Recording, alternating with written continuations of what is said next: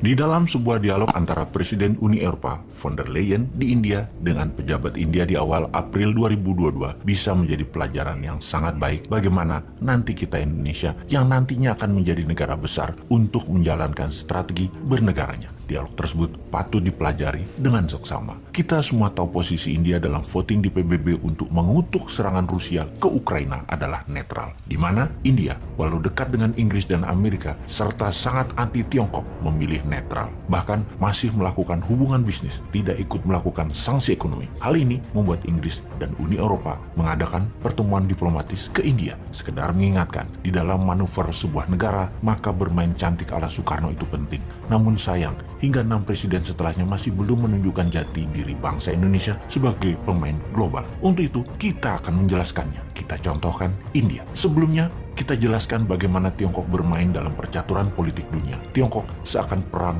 lawan Amerika. Namun transaksi terbesar dagang ternyata Tiongkok impor dan ekspornya ya ke Amerika. Begitu juga Amerika, transaksi terbesar negaranya ya dengan Tiongkok, baik ekspor ataupun impor.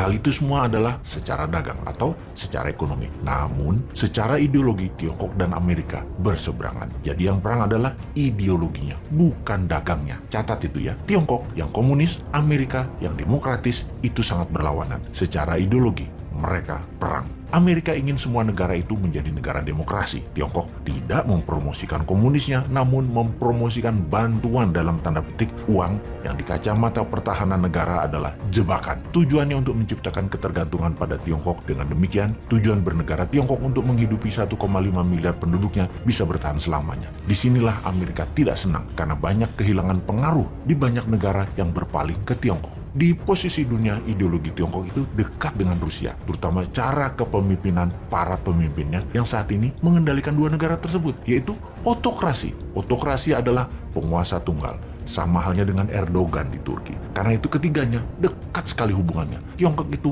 membangun hubungan lebih personal pada mitra negara-negaranya. Xi Jinping dekat dengan Putin, dekat dengan Erdogan, dan Putin juga dekat dengan Erdogan. Mereka telepon-teleponan mungkin tiap minggu 1 kali selama menjabat. Dekat sekali hubungan pribadi mereka. Dan ingat, padahal Turki itu NATO loh ya. Kembali ke India. Ketika India ditekan Amerika dan Eropa Barat, Menteri Luar Negeri India menjawab taktis tekanan tersebut yang membuat ketua delegasi Uni Eropa tersebut terdiam. Ketika dikatakan oleh delegasi Uni Eropa, membeli minyak Rusia artinya membantu Rusia membunuh manusia tak berdosa di Ukraina. Maka jawaban panjang Menteri Luar Negeri India dengan mengatakan, siapa sesungguhnya yang membeli minyak dan gas dari Rusia yang terbanyak? Dari 12% minyak dunia yang dihasilkan oleh Rusia, 70%-nya dibeli oleh Eropa Barat, dan hasil gas alam Rusia, Eropa Barat membeli 60%-nya. Sudah sejak lama Eropa Barat bergantung pada Rusia. Kemudian dilanjutkannya, untuk membangun kekuatan perang Rusia, Rusia memerlukan waktu lebih dari 20 tahun hingga kekuatan militernya tercapai di posisi sekarang. Artinya, uang dari Eropa Barat lah yang terbesar membuat kontribusi pembangunan kekuatan militer Rusia untuk menjadi seperti saat ini. Mengapa kalian, Amerika dan Uni Eropa, bersikeras menekan India dan melarang India bertransaksi menggunakan rubel membeli minyak Rusia dengan menuduh membantu Rusia membunuh manusia tidak berdosa? Ini pertanyaan sekaligus pernyataan yang membuat delegasi Eropa dan Amerika diam tidak berkutik. Kikuk, diskakmat begitu.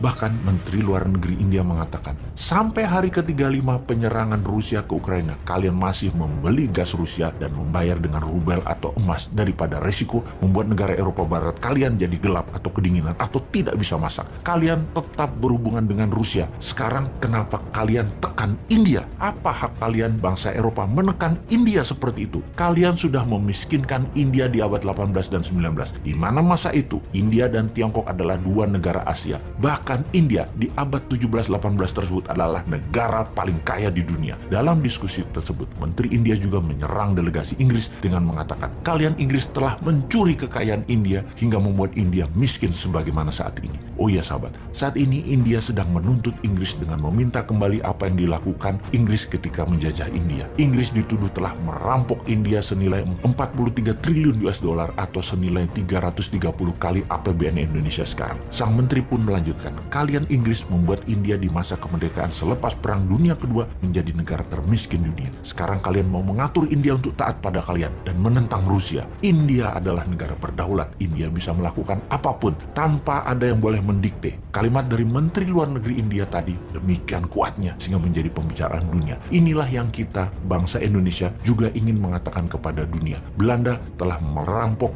lebih dari 30 triliun dolar. Harus kita buat jera itu Eropa Barat. Indonesia harus menuntut dan meminta hak kita dengan menyuarakan kedaulatan negara Indonesia tanpa takut akan pengaruh Tiongkok, pengaruh Amerika, dan pengaruh Eropa untuk punya hak hidup sendiri di atas kaki sendiri. Kita tuntut mereka semua. Sulit kalau Indonesia pakai uang IMF karena ada uang Belanda di sana misalnya. Sulit kalau kita mau berdiri netral beli minyak Rusia agar harga BBM rakyat murah karena 20% lebih murah beli minyak Rusia daripada minyak Arab dan minyak Amerika agar Indonesia sungguhnya bisa lepas subsidi minyak. Karena takut ditekan Eropa Barat dan Amerika, kita tidak berani beli minyak Rusia. Tiap proyek saja bisa nggak tidak bergantung pada uang Tiongkok, tidak tergantung pada teknologi Tiongkok, tidak tergantung pada SDM Tiongkok, tidak bergantung pada hutang dolar Amerika, dan kendali politik luar negeri harus ikut kebijakan negara lain. Bisa nggak itu berhenti? Rindu rasanya memiliki negara yang utuh, dan inilah sebenarnya yang banyak di negara Afrika menginginkan. Perang deh lu di Eropa Timur. Di sisi Indonesia, kita harus punya rencana bernegara. Salah satunya membangun tanpa Tiongkok,